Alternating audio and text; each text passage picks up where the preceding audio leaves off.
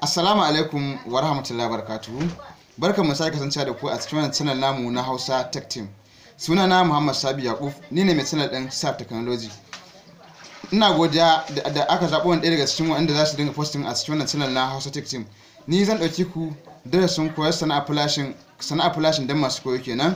Ni ne zan ɗauki wannan ɓangare. Ba komai sa na zaɓi wannan ɓangare ba saboda za ka iske akwai mutane da yawa Hausawa a cikinmu, akwai masu basira wanda za a ce mutum yana da basira da zai kasuwanci to amma kuma ba shi da jarin da zai wani abu wanda za a ce zai mura wannan basira tasa. To a cikin channel namun Allah da ni zan koya muku sana'a flashing don masu koyo. In Allah da nan ba da jimawa ba zan fara saka posting dina.